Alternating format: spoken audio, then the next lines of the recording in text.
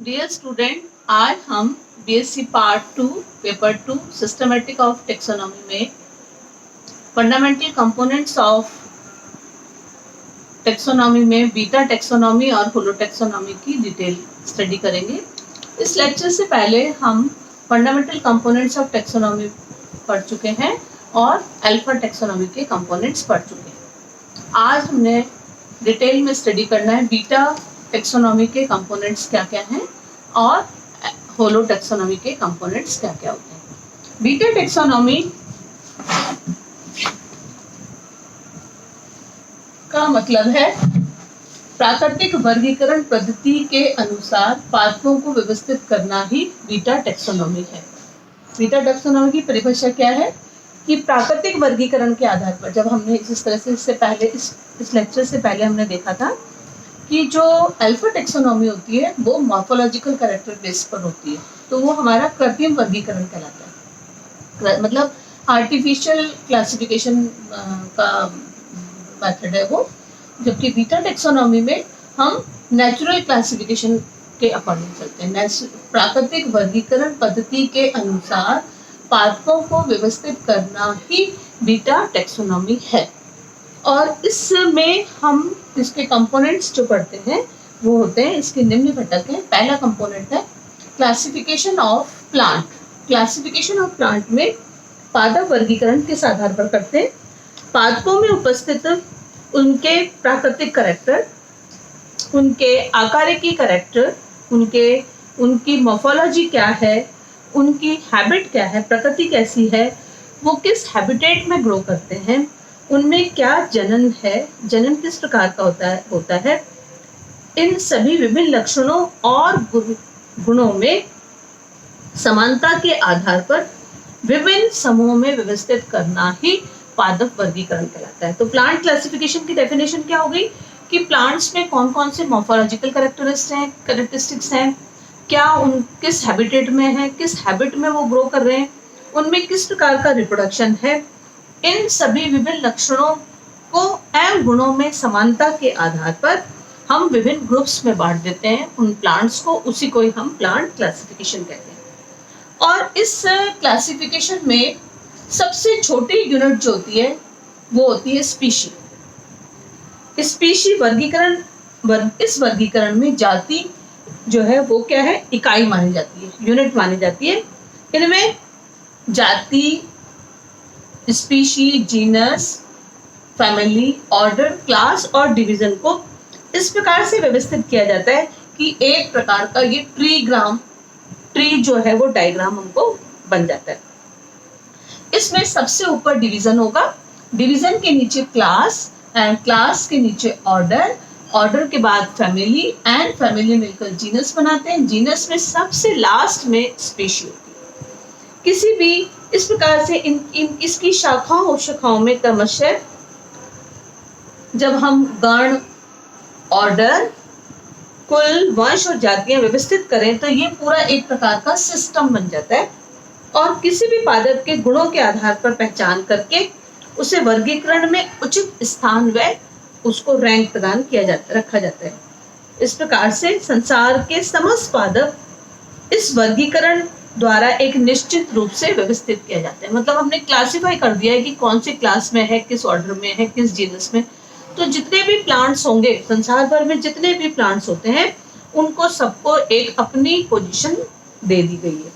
नई खोजी जाने वाली जातियों के लिए इसमें भी स्थान को निश्चित किया जाता है। इसी प्रकार से पादप वर्गीकरण विभिन्न पादपों से संबंधित जानकारी का संचयन के लिए एक सुविधाजनक विधि होती है, जिसे समय समय पर जानकारी प्राप्त करके उपयोग में किया जा सकता है, काम में लिया जा सकता है।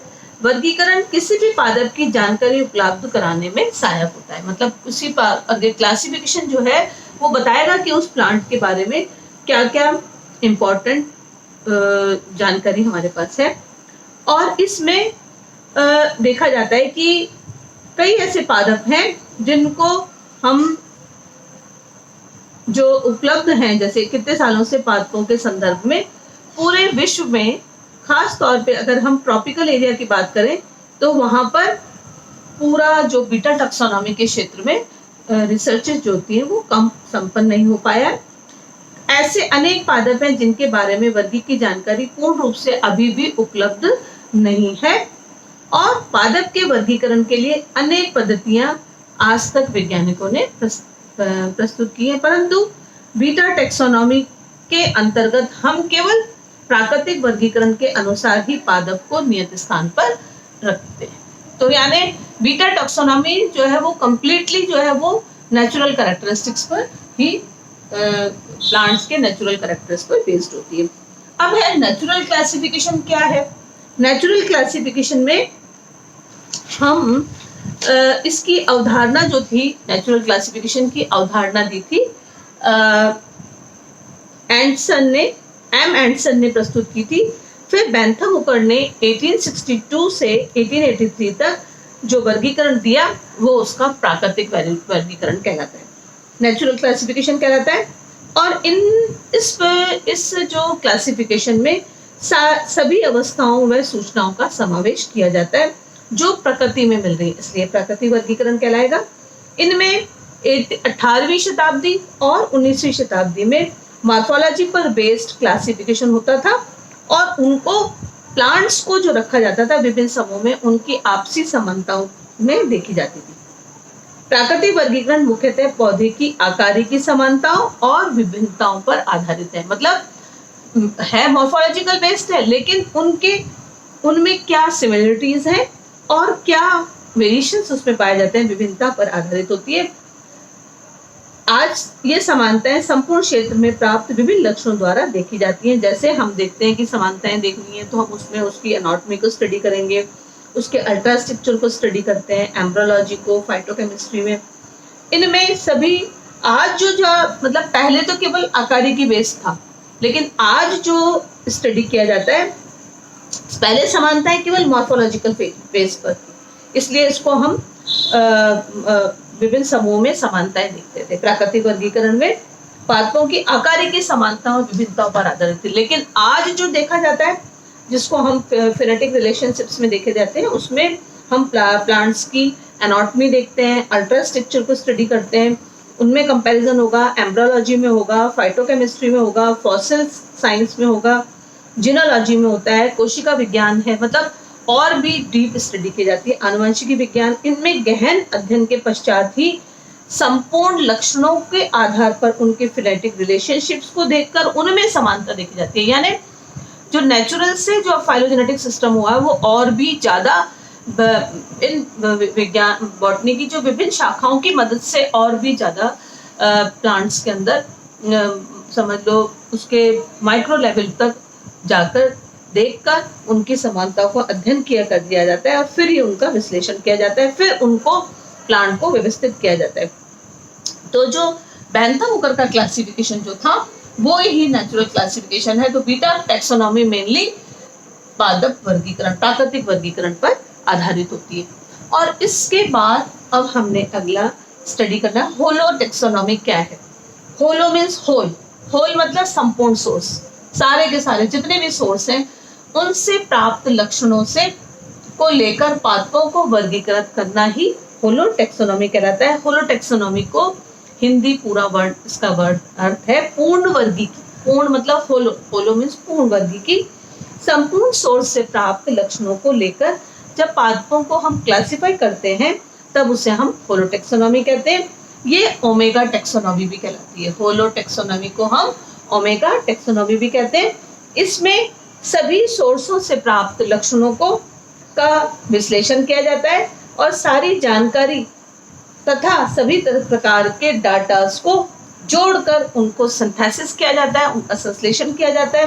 फिर एक ऐसी वर्गीकरण पद्धति तैयार की जाती है जो पादपों के जाति वृत्तीय संबंधों पर प्रकाश डालती है। यानी होलो टैक्सोनॉमी में हमने सारे के सारे सोर्स ले लिए और सारे सोर्स से लेकर फिर उनका विश्लेषण किया और जो डाटा मिले उनको सिंथेसाइज करके हमने एक सिस्टम बना दिया और फिर उस सिस्टम के अकॉर्डिंग वो सिस्टम ही जो है वो उसके जाति वृत्ति विकास पर प्रकाश डालती है। पूर्ण वर्गीकी को प्राप्त करने के लिए अब तक वर्गीकी के सभी घटकों को, उनसे प्राप्त सभी आंकड़ों को इंटीग्रेट करके अर्थपूर्ण निष्कर्ष निकाला जाता है और ताकि उस प्लांट की पूरी फाइलोजेनी को हम स्टडी कर पाए। पूर्ण वर्गीकरण में को प्राप्त करने के लिए हम न्यूमेरिकल टेक्सोनॉमी यानी टैक्सीमेट्रिक्स को काम में लेते हैं, कीमोटैक्सोनॉमी, मॉलिक्यूलर बायोलॉजी और जेनेटिक्स इत्यादि की मुख्य भूमिका होती है। यानी होलोटैक्सोनॉमी में इन सभी ब्रांचेस की मदद भी ली जाती है। पूर्ण वर्गी की जो थी कंपोनेंट्स ऑफ होलोटैक्सोनॉमी या ओमेगा टैक्सोनॉमी के कौन कौन से कंपोनेंट्स है? तो पहला कंपोनेंट है जाति वृत्ति। जाति वृत्ति मीन्स फाइलोजेनी। फाइलोजेनी में पादप जगत में पादपों का ओरिजिन कैसे हुआ है, मतलब प्लांट जो पूरा किंगडम है वो प्लांट कहाँ पर, उनका ओरिजिन पॉइंट क्या है और अन्य पौधों के साथ उनका क्या समन्वय है, समन्वयता यानी कोऑर्डिनेशन क्या है, क्या उनके साथ उनकी क्या सिमिलरिटीज हैं, समानता क्या है और बंधुता क्या है, एफिनिटीज क्या क्या है। इस आधार पर जब हम वर्गीकरण करते हैं तो उसमें हम विकास प्रवृत्तियों को भी, उनकी विकासीय प्रवृत्तियों को भी देखते हैं, ज्ञात किया जा सकता है। तो पादप की प्रजाति की उत्पत्ति के पश्चात उसमें विकासीय परिवर्तनों के अध्ययन, यानी कोई भी प्लांट किंगडम के अंदर कोई भी प्रजाति डेवलप हुई तो उसका ओरिजिन क्या हुआ, उस ओरिजिन के साथ साथ उसके अंदर क्या विकासीय परिवर्तन हो गए, किस प्रकार का इवोल्यूशनरी इसमें टेंडेंसीज आई, उनको हम फाइलोजेनी कहते हैं। तो फाइलोजेनी की डेफिनेशन क्या होगी? पादप की प्रजातियों को उनकी उत्पत्ति के पश्चात उनमें हुए विकासीय प्रवृत्तियों के अध्ययन को हुए, फिर अब उनमें जब उनकी ओरिजिन हो गया फिर उसमें किस तरीके का इवोल्यूशन हुआ, क्या प्रवृत्तियां विकासीय प्रवृत्ति हुई, उनको उनका अध्ययन फाइलोजेनी कहलाता है। और पादपों की उत्पत्ति और विकास के इतिहास को ही फाइलोजेनेटिक हिस्ट्री कहते हैं। जब हम किसी भी पादप के वर्गीकरण में उसकी उत्पत्ति से लेकर उसके विकासीय प्रवृत्ति को ध्यान देते हैं, वो ही उसकी विकासीय प्रवृत्ति क्या कहलाएगी? विकासीय, उसको हम इवोल्यूशनरी ट्रेंड कहते हैं। विकासीय प्रवृत्ति को ध्यान में रखकर पादप वर्गीकरण जो किया जाता है वो उसका क्लासिफिकेशन, यानी फाइलोजेनी से evolutionary tendencies and evolutionary tendency से ही फाइलोजेनेटिक क्लासिफिकेशन होता है। जातिवृत्ति सिद्धांतों में एफिनिटीज के आधार पर उनके क्या प्रिंसिपल्स हैं और उनकी क्या एफिनिटीज, उसके आधार पर मॉडर्न सिस्टम ऑफ क्लासिफिकेशन, वो ही हमारा मॉडर्न सिस्टम ऑफ क्लासिफिकेशन बन जाएगा। और ये एक आदर्श पद्धतियां मायने देती है, यानी artificial classification, natural and phylogenetic. तो फाइलोजेनेटिक सिस्टम को ही मॉडर्न सिस्टम ऑफ क्लासिफिकेशन कहते हैं।